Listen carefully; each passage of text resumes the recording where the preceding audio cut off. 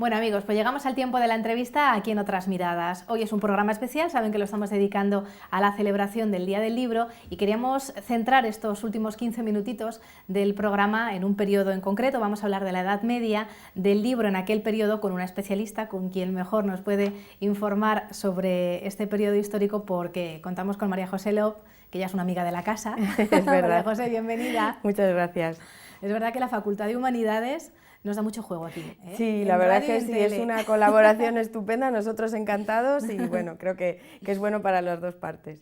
Bueno, María José es profesora de la Facultad de Humanidades, doctora en Geografía e Historia y especialista en este periodo, ¿verdad?, que vamos a analizar, que es la Edad Media. Sí. No es que el libro apareciese en la Edad Media, pero sí que es un momento clave, ¿no?, para el desarrollo de algo tan fundamental para nosotros como son los libros. Sí, sí que lo es. Es verdad que el libro no se inventa en la Edad Media, porque ya antes de ella ha habido muchas otras sociedades y culturas que han necesitado una forma de expresar sentimientos, razones diversas, pero es verdad que la Edad Media es importante por dos razones. En primer lugar, porque en los siglos IV y V se pone en marcha el formato de libro que hasta hoy seguimos usando, que se llama el formato códice y que los romanos llamaban el liber quadratus por su forma, es decir, que el formato de libro, porque antes se utilizaba el formato rollo y bueno, pues era otra forma de acercarse a la lectura. Y la segunda razón es que al final de la etapa, en el siglo XV, se pone en marcha un invento, que es la imprenta, y que será también pues revolucionario de cara a cómo se van a producir o a fabricar los libros, que hasta entonces se hacían a mano, y a partir de ese momento pues ya se harán pues con las prensas de impresión, ¿no? Claro, es que es un periodo muy amplio, estamos hablando desde el siglo V hasta el siglo XV, con lo cual la evolución del libro también es importante precisamente por eso, porque son muchos siglos. Sí, son siglos y entonces en el periodo nos vamos a encontrar, por ejemplo, con dos procedimientos de producción, el manual, como te decía, y ya el impreso, y también con dos materias, bueno, se llama técnicamente dos materias o soportes escritorios, que son el pergamino y el papel. Durante una primera etapa de la Edad Media solo se utilizó el pergamino, que se hace a partir de pieles de animales, que hay que bueno, pues tratar lógicamente. Una vez que se separa la piel del pelo del animal, pues hay que meterlo en agua para quitarle todas las impurezas, después rasparlo, tensarlo en un bastidor para que vaya cogiendo la forma y después también darle una preparación para que las tintas no se corran. El pergamino se usó a lo largo de toda la Edad Media, pero como te digo, durante una buena parte era la única materia que se usa, y a partir del siglo XIII se introduce también el papel.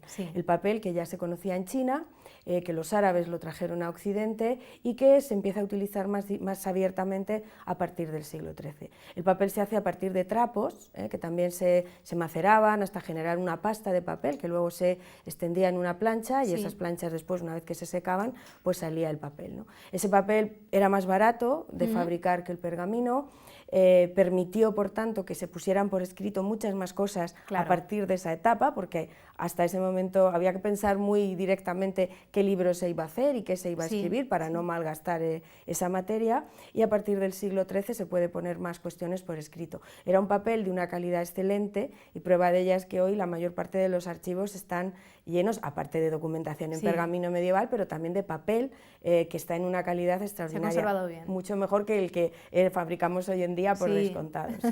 Con lo cual la llegada del papel supone una revolución para la difusión de la cultura.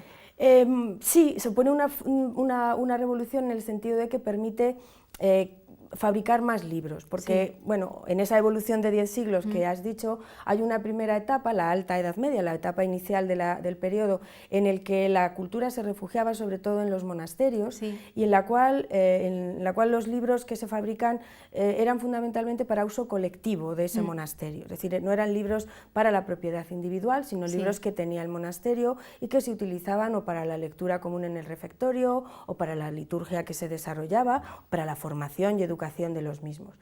Lo que pasa es que a partir del siglo XII-XIII el libro adquiere un sentido utilitario, porque junto a esos escuelas y escritoria monásticos aparecen escuelas en las ciudades, ¿no? Entonces las escuelas catedralicias, las universidades, las escuelas conventuales que hay en los conventos de franciscanos y dominicos y sus estudiantes demandan más libros, ya no existe solo el libro para uso individual, para uso colectivo, sino que ahora hace falta un libro pues como nosotros cuando queremos estudiar, queremos nuestro libro, ¿no? Para tomar nuestras notas y nuestros apuntes. Entonces, ello obliga a fabricar más libros, y esa fabricación en mayor número es posible porque el papel pues, posibilita hacer libros a más bajo coste, ¿no? ¿Y cómo es el paso, María José, pues desde que uno cuenta con ese papel hasta que se compone el libro? Ese salto que hay. Bueno, también. El proceso de fabricación de los libros era complicado, ¿no? Y lo podemos ver muy bien en los dos casos, pero sobre todo en el proceso de fabricación de ese libro alto medieval que te decía, en pergamino, ¿no? Porque además lo conocemos muy bien porque ha quedado testimonio en muchos de ellos. Había dos pasos. Primero, el que he dicho antes, de tener el pergamino. Y una vez que se tenía el pergamino, sobre todo en esa primera etapa en la que, como te he dicho, era muy cara esta materia, se trazaba un plan. ¿Qué libro queremos copiar? Entonces, en los monasterios, los monjes, junto con el abad, pues pensaban qué libro hacía falta porque se había estropeado, obviamente del uso, pues los libros se estropeaban, o qué libro no tenía el monasterio y era importante que tuviera. Entonces se trazaba un poco el plan y se decía, pues vamos a copiar en estos meses o en estos años, vamos a copiar estos libros o este libro. Y una vez que se decidía, pues se conformaban lo que iba a ser la traza, digamos, del libro. Cada página se trazaban sus márgenes, las líneas, la caja de escritura, para que no se saliera. Entonces se trazaba lo que iba a ser el cuerpo de escritura y si iba a llevar alguna iluminación, que normalmente eran las iniciales de cada capítulo, se decoraban, pues se dejaba el hueco y luego allí venía el iluminador y dibujaba, ¿no? Claro, a veces muy artesanal. Era totalmente a mano y artesanal. Entonces, como nos han quedado algunos libros sin que por circunstancias no se han decorado, pues bueno, tenemos constancia de cómo era el proceso y sabemos que primero se ponía la letra y después ya pasaba por otras manos el rubricador, porque también, si te has fijado, a veces los libros tienen como unas filigranas, como unas grecas, pues bueno, eso lo hacía otro, y luego el que era verdaderamente el artista, que era el que ya iluminaba y decoraba, ¿no?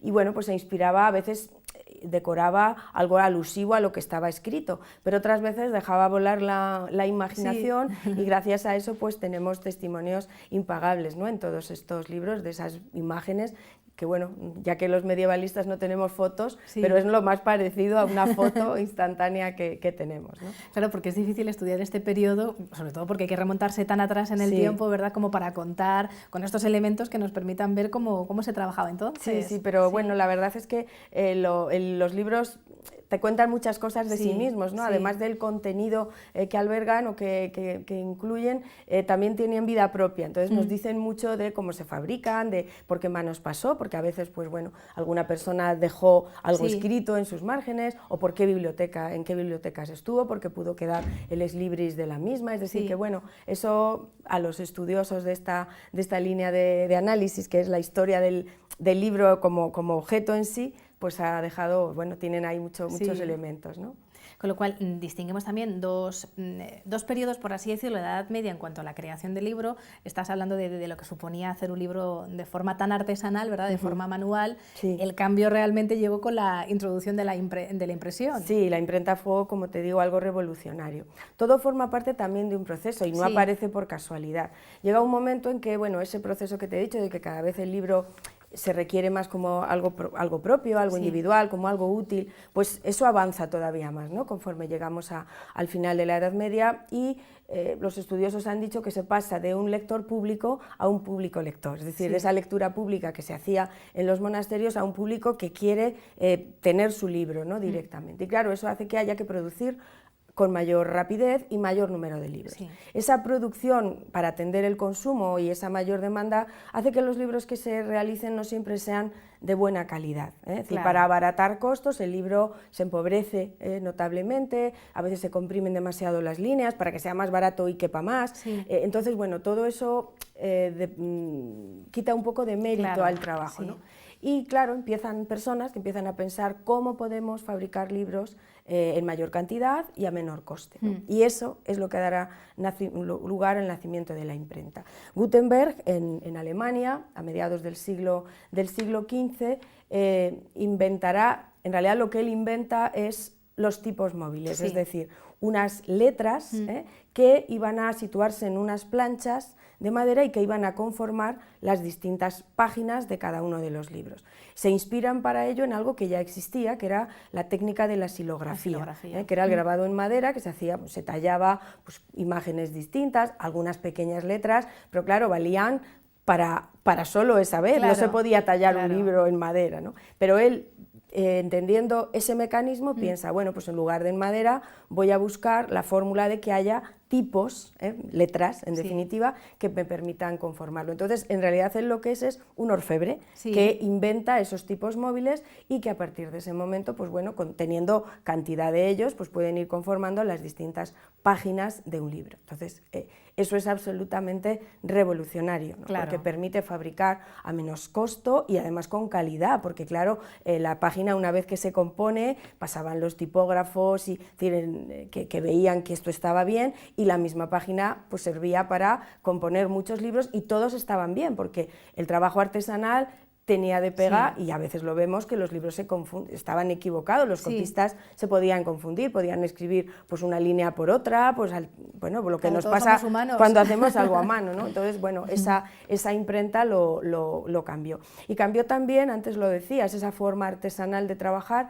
El artesano que fabrica el libro a mano, tras la aparición de la imprenta, se transforma en un empresario. Realmente el impresor ya fabrica de otra forma, es un empresario que para empezar necesita un local amplio, porque hacen falta prensas, hacen falta pues, medios oleaginosos para suspender allí las tintas, hacen falta diversos trabajadores, los que manejan la prensa, el tipógrafo que compone los tipos, que revisa, y bueno, pues eso hace que, ya digo, de una actividad artesanal pasemos a otra empresarial. Un oficio, una profesión como tal. También lo era antes, pero antes era algo mucho más artesano y de menor escala. Y ahora, pues bueno, el impresor necesita inversión, necesita medios económicos para invertir. También eso hace que se preocupe mucho por qué libros voy a imprimir, qué salida van a tener en el mercado. Y bueno, eso ya es un mundo auténtico en los especialistas en libro antiguo y en toda esta, y en los bibliófilos que sigue habiendo hoy en día, pues que van también descubriendo cuál fue los viajes que hicieron estos libros desde el impresor del que salen a los lugares y a las bibliotecas en las que recalan. Es decir, que verdaderamente el libro, yo creo que no nos ponemos a pensar lo que hay detrás de un libro cuando cogemos uno, ¿no? Por eso debemos seguir valorándolo, tanto si es un libro de los clásicos como si son ya estos nuevos libros electrónicos, que es verdad que no generan tanta pasión, pero que también suponen una revolución como supuso la de la imprenta. Es una revolución, es evidente. Lo que pasa que, claro, después de 500 años pues ha venido otra, ¿no? Pero sí, eso ha cambiado y lo va a cambiar. Igual que la imprenta conquistó el mundo de alguna forma desde el punto de vista cultural, pues el libro electrónico lo conquistará también. Y bueno, no es malo, aquí hay que adaptarse a los nuevos tiempos. Es así, así es. Sí, hay quien dice que en el futuro quizá lleguen a sustituir totalmente los libros en papel, yo no sé. No lo sé si en su totalidad, pero bueno, sí que van a cambiar un poco los hábitos lectores y es verdad que un poco el fetichismo del libro todavía muchos lo tenemos. Es que me gusta mucho más un libro, en papel. El libro de papel, y es verdad, tiene ese componente un poco mágico, ¿no?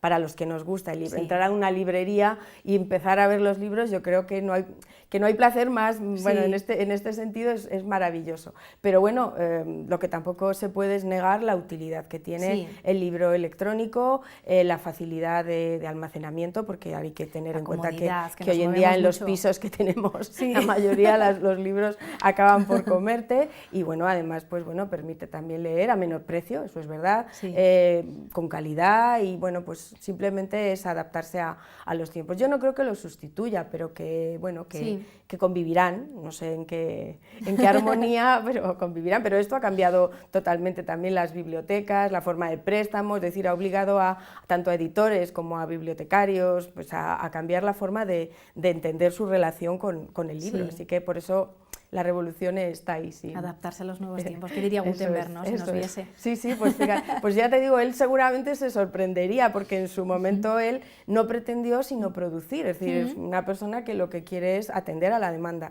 Pero bueno, claro, el éxito de su invento no tuvo límites. Sí, desde luego yo creo que fue la verdadera revolución. Sí, fue enorme desde el primer momento, ¿no? Los humanistas, piensa que ya en el siglo XV el Renacimiento ya está por doquier, los humanistas inmediatamente lo adaptaron, Hubo algunos sectores iniciales que sí que mostraron un poco de resistencia, porque les gustaba todavía más el libro a mano, decían que era un libro de molde. Por eso los primeros libros, los llamados incunables, que son los primeros impresos que hay hasta el año 1500, incunables porque viene de incunabile, en la cuna, es decir, como la etapa inicial, pues por eso los incunables primeros, algunos tienden a parecerse bastante al libro a mano, porque como se sienten un poco todavía, sienten un cierto rechazo a ese libro de molde que ellos llaman, pues tratan a imitarlo, ¿no? Pero bueno, ya llegó un punto en que esto se impuso, la Iglesia inmediatamente también lo aceptó y lo adoptó como forma de extender pues todos sus libros, todas sus ideas, y bueno, pues no tuvo límites, pasó a América obviamente, y ya el invento pues de Maguncia pasó al resto del mundo inmediatamente. Bueno, porque al final los cambios, ¿verdad? Siempre al principio dan un poquito de rechazo, un poquito, yo creo que al final... Lo que hablábamos ahora de este libro, ¿no?, electrónico, claro, ¿no? Pues ahora decimos, qué maravilla la imprenta. Bueno, pues en su momento también generó su rechazo, porque era distinto al libro manual, cuando las ventajas hemos visto antes que eran todas, así que yo creo que eso forma un poco parte del hombre, ¿no? Que hay sectores que sí, que inmediatamente se apuntan a los cambios, pero otros nos resistimos un poco. Yo soy un poco de esas, pero luego enseguida me apunto también a la novedad, sobre todo cuando tiene tantas ventajas. Sí, ¿no? Bueno, por la comodidad al fin y al cabo, ¿verdad? Sí, cuando uno tiene que viajar, pues es complicado ir con lo del ebook, lo del libro electrónico, la tableta, eso no tiene precio, la verdad que sí. María José, se nos acaba el tiempo. Pues nada, se ha pasado rápido. Da gusto, ¿eh? Cuando uno disfruta tanto escuchándote, el tiempo vuela. Pues nada, yo encantada cuando queráis. Así que como esta es tu casa, pues yo te invito cuando tú quieras aquí a otras Habrá miradas. más ocasiones, seguro. Bueno, pues María José, un placer y gracias por celebrar con nosotros así el Día del Libro. Eso es, que todo el mundo lo celebre y lea un libro. Eso, exactamente. La invitación que hacemos, mira, para poner el broche al programa. Al menos que lo comience ese día, porque leerlo todo ese día no, pero que comience un libro. Muchas gracias, de verdad. A vosotros. Y a todos ustedes también muchas gracias por acompañarnos, así que ya saben, volvemos la próxima semana aquí en Otras Miradas.